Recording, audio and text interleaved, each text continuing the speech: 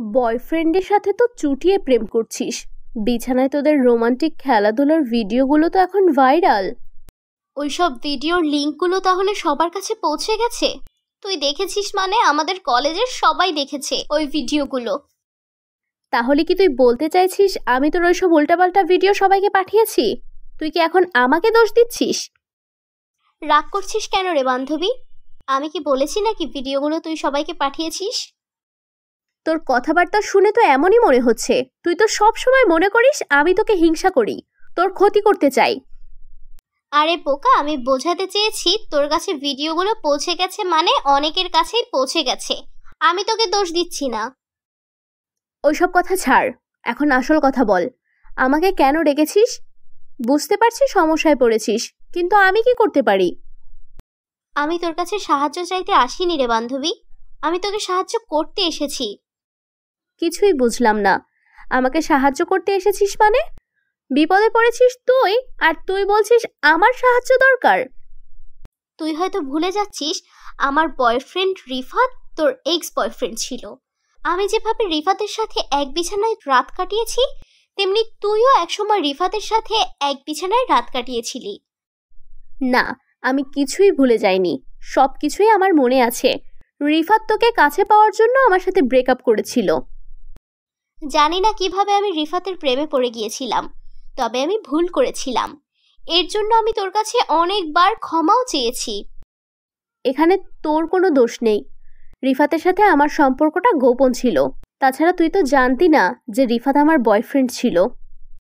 যখন আমি তোকে বলেছিলাম রিফাতের সাথে আমার সম্পর্কের কথা, তখন তুই বলেছিলি রিফাত তোর এক্স বয়ফ্রেন্ড ছিল। তখন জানতে পেরেছিলাম আমার সাথে প্রেম করার আগে রিফাত তোর সাথেও প্রেম করেছিল। পুরনো কথা এখন থাক। তুই আমাকে আগে বল যে রিফাত আর তোর ঘনিষ্ঠ মুহূর্তের ভিডিও কিভাবে অনলাইনে বের হলো। তোদের সাথে কি অন্য কেউ ছিল যে তোদের ভিডিও করতে পারে? সেই দিন আমি রিফাতের বাসায় ছিলাম, আমাদের সাথে অন্য কেউ ছিল না। তোদের সাথে কেউ ছিল না? শুধুমাত্র তোরা দুজনে ছিলি? তাহলে তোদের এসব নোংরা ভিডিও কে করেছে? রিফাত নিজেই আমাদের ঘনিষ্ঠ মুহূর্তের ভিডিও করেছে। ওর রুমের মধ্যে গোপন ক্যামেরা ছিল, রিফাত নিজেই ওই ক্যামেরা লাগিয়েছিল। এইসব তুই কি বলছিস? রিফাত এসব ভিডিও করেছিল? কিন্তু কেন? এতে রিফাতের কি লাভ? ভিডিওতে তো রিফাতও ছিল। তোর যেমন অসম্মান হচ্ছে রিফাতেরও তো অসম্মান হচ্ছে। না, রিফাতের কোনো অসম্মান হয়নি, কারণ ভিডিওতে রিফাতের চেহারা বোঝা যায় না। আর আমি জানি তুই ভিডিওটা এখনো দেখিসনি। কিভাবে আমি ওই নোংরা ভিডিওটা দেখব? যে রিফাতকে আমি মন প্রাণ দিয়ে ভালোবাসতাম, যে বান্ধবীকে আমি নিজের আপন বোনের মতো ভাবতাম, সেই রিফাত আর সেই বান্ধবীর নোংরা ভিডিও আমি কিভাবে দেখব? ওই ভিডিও দেখার মতো শক্তি আমার নেই। তুই ছিলি আমার সবচেয়ে ভালো বান্ধবী। রিফাতের সাথে আমার সম্পর্কের কথা জানার পরে তুই আমার থেকে দূরে সরে গিয়েছিস, কারণ তুই আমার আর রিফাতের সম্পর্কটা মেনে নিতে পারছিলি না। কিভাবে মেনে নেব? আমি রিফাতকে সত্যি অনেক বেশি ভালোবাসতাম। যাই হোক, আমি তো তোকে সবসময় বলেছি তোকে আমি কখনো দোষ দেই না। সব দোষ রিফাতের, কারণ রিফাত জানতো যে তুই আমার সবচেয়ে প্রিয় বান্ধবী। সবকিছু জেনেই রিফাত তোকে প্রেমের প্রস্তাব দিয়েছিল। তুই তো রিফাতের সাথে তোর সম্পর্কটা গোপনে রেখেছিলি। তুই যদি আমাকে একবার বলতি যে রিফাত তোর বয়ফ্রেন্ড, তাহলে আমার এত বড় ক্ষতি হতো না। রিফাতের সাথে প্রেম করার অপরাধে আমি আমার প্রিয় বান্ধবীকে হারিয়েছি, এমনকি আমার জীবনটাও হারিয়েছি। জীবন হারিয়েছিস মানে? তুই তো জীবন্ত একটা মানুষ, আমার সাথে সুন্দরভাবে কথা বলছিস। তোকে দেখে তো মনেই হচ্ছে না যে তোর নোংরা ভিডিও এখন ইন্টারনেটে ভাইরাল। তোর যা ইচ্ছা আমাকে বল, কিন্তু তুই আগে নিজেকে বাঁচা। রিফাতের কাছে তোর অনেক নোংরা ভিডিও আছে, আমি নিজের চোখে দেখেছি। রিফাত যেভাবে গোপন ক্যামেরা লাগিয়ে আমার নোংরা ভিডিও রেকর্ড করেছে, তেমনি তোর অনেক নোংরা ভিডিও রেকর্ড করেছিল। যেদিন তুই রিফাতের সাথে ওর বাড়িতে ঘনিষ্ঠ হয়েছিলি, সেই দিন তুই লাল জামা পরেছিলি। আমি লাল জামা পরেছিলাম সেটা তুই কিভাবে জানলি? রিফাত কি আসলেই সেই দিন আমার ভিডিও রেকর্ড করেছিল?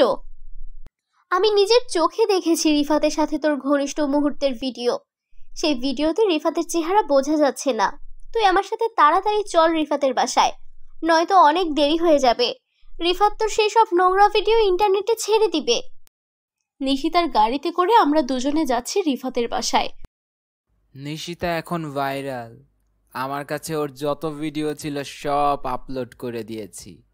এখন মহুয়ার পালা। তোর সেই ইচ্ছা কখনো পূরণ হবে না রিফাত। আমি এসে পড়েছি। তুই আমার বান্ধবীর কোনো ক্ষতি করতে পারবি না। তুমি এখানে? তো তোমাকে তো আমি তুমি কিভাবে ফিরে এলে? আমাকে দেখে অবাক হয়ে গেলি বুঝি? আমি আবার ফিরে এসেছি তোর মতো শয়তানকে শেষ করতে। আমি আবার ফিরে এসেছি। আমাকে মাফ করে দাও। আমি আর কখনো এমন ভুল করব না। তোর মতো শয়তানকে মাফ করা যায় না।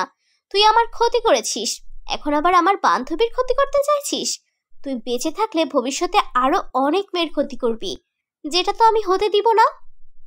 নিশিতাকে দেখে রিফাত কেমন যেন পাগলের মতো করছে। ও এত ভয় পাচ্ছে, মনে হচ্ছে যেন ওর সামনে কোনো ভূত দাঁড়িয়ে আছে। নিশিতার ভয়ে রিফাত ওর ল্যাপটপ থেকে সব ভিডিও ডিলিট করে দিচ্ছে। ভিডিওগুলো দেখে আমিও অবাক।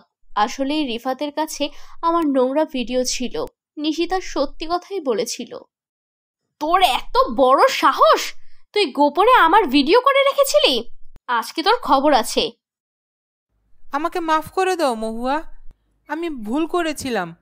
এমন ভুল আর করব না।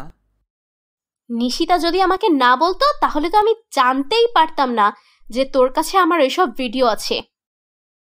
আমাকে মাফ করে দাও, আমি তো সব ভিডিও ডিলিট করে দিয়েছি। দয়া করে আমাকে মাফ করে দাও। নিশিতাকে বলো আমাকে যেন মাফ করে দেয়।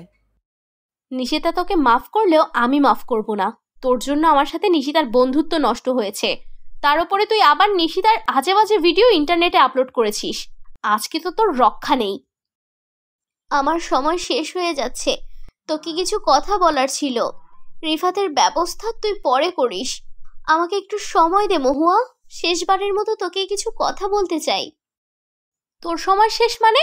কি বলছিস কিছুই বুঝতে পারছি না। আজকে আমরা দুজনে মিলে রিফাতকে উচিত শিক্ষা দিব। আমি যদি বেঁচে থাকতাম তাহলে অনেক কিছু করতে পারতাম, কিন্তু আমি যে আর এই দুনিয়াতে বেঁচে নেই রে বান্ধবী। মজা করছিস আমার সাথে? মজা করছিস? মজা করা বন্ধ কর। আমি জানি তুই রিফাতকে অনেক ভালোবাসিস, তাই তুই রিফাতকে ছেড়ে দিতে চাস। আমি রিফাতকে ছেড়ে দিতে চাইছি না। আমি চাই রিফাতের শাস্তি হোক, কিন্তু আমার যে সময় শেষ, আমাকে এখন চলে যেতে হবে। তবে আমি চাই রিফাত সব সত্যি কথা স্বীকার করুক। আমি সব স্বীকার করব, সব সত্যি কথা বলবো। দয়া করে আমাকে মাফ করে দাও নিশিতা, আমি ইচ্ছে করে তোমাকে মারিনি। তুই নিশিতাকে ইচ্ছে করে মারিসনি, এই কথার মানে কি? কি করেছিস তুই নিশিতার সাথে? বল, তুই কি করেছিস নিশিতার সাথে? গতকাল রাতে আমি নিশিতার ওই ভিডিওগুলো ইন্টারনেটে আপলোড করেছিলাম, কারণ ওই ভিডিওগুলো দেখিয়ে আমি নিশিতার কাছে 1 কোটি টাকা চেয়েছিলাম। নিশিতা আমাকে বলেছিল ও আমাকে কোনো টাকা দিবে না, তাই আমি নিশিতার ভিডিওগুলো অনলাইনে আপলোড করে দেই। তারপর নিশিতা সকালে যখন সেই ভিডিওগুলো দেখতে পায় তখন ও অনেক রেগে যায়। রেগে গিয়ে ও আমার বাসায় চলে আসে। আমার বাসায় এসে দেখে যে আমার কাছে তোমার অনেক ভিডিও আছে। নিশিতা আমাকে অনেক জোরাজুরি করতে থাকে তোমার ভিডিওগুলো ডিলিট করার জন্য, কিন্তু আমি রাজি হচ্ছিলাম না। এক পর্যায়ে আমাদের দুজনের মধ্যে হাতাহাতি শুরু হয়ে যায়। আমি নিশিতাকে ধাক্কা দিয়ে ফেলে দিলে নিশিতা গুরুতর আহত হয়ে যায়। তারপর আমি নিজেই নিশিতাকে হাসপাতালে নিয়ে যাই। কিছুক্ষণ আগে হাসপাতাল থেকে ফোন করে জানানো হয় নিশিতা আর বেঁচে নেই, নিশিতা মারা গেছে। রিফাত আমার সাথে ভালোবাসার নাটক করেছিল। আসলে ওর উদ্দেশ্য ছিল আমার নোংরা ভিডিও দেখিয়ে আমার থেকে টাকা আদায় করা। রিফাত তোর সাথেও ভালোবাসার অভিনয় করেছিল। রিফাতের মতো ছেলেদের কাজ হচ্ছে মেয়েদের প্রেমের ফাঁদে ফেলে গোপনে নোংরা ভিডিও ধারণ করা, তারপর সুযোগ বুঝে টাকা আদায় করা। এইসব কি হয়ে গেল? সবকিছু তো কত সুন্দর ছিল, মুহূর্তের মধ্যে সবকিছু এলোমেলো হয়ে গেল। আস্তে আস্তে নিশিতা বাতাসের সাথে মিশে যেতে থাকে। চোখের সামনে অদৃশ্য হয়ে গেল নিশিতা। আমার আর বুঝতে বাকি রইল না, আসলে নিশিতা এই পৃথিবী ছেড়ে চলে গেছে বহু দূরে।